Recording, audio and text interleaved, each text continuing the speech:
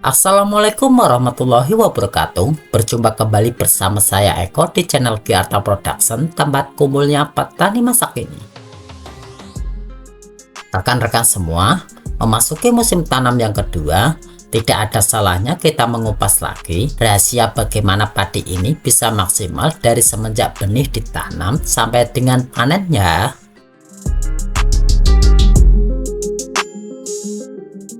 Nah, pada umumnya kita melakukan penanaman padi ini di usia benih antara 18 sampai dengan 22 hari untuk cara penanaman tanam dipindah.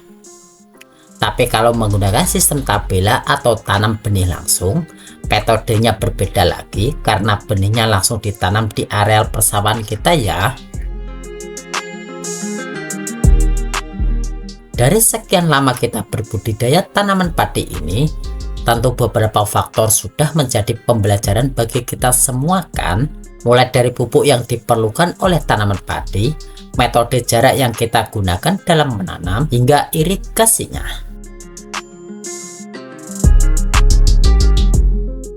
Nah, di sini saya akan mengungkap rahasia dari tanaman padi itu bisa subur, anakan banyak, dan hasil panen pasti bisa meningkat pesat. Karena dari sekian lama saya melakukan penelitian, ternyata ini kunci utamanya ada di usia 0 sampai dengan 40 hari setelah tanam.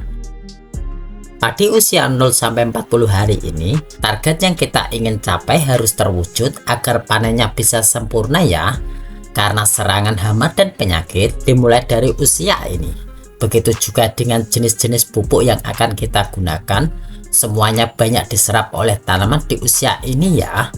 Nah, di usia 0 sampai 40 hari, anakan padi harus bisa banyak. Anakan ini bisa banyak jika apa yang diinginkan oleh tanaman padi bisa terpenuhi ya, seperti pH tanah idealnya di 6,5 sampai 7. Dan pemupukan harus lebih fokus di usia 0 sampai 40 hari ini ya.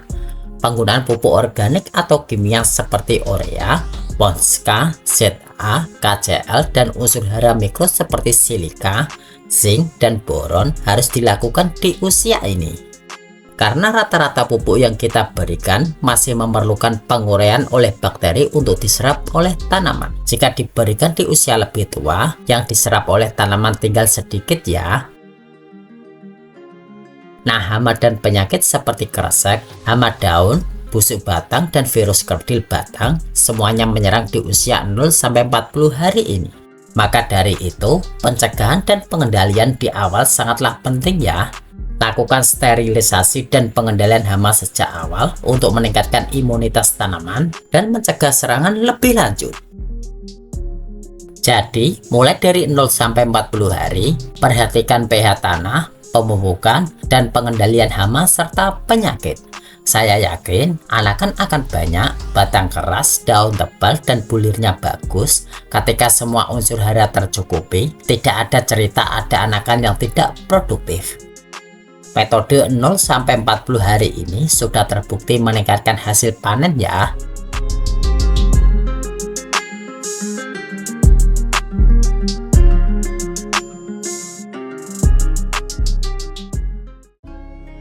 Jadi kesimpulannya, untuk memastikan padi tumbuh maksimal dari benih hingga panen, fokuslah pada 40 hari pertama setelah tanam ya.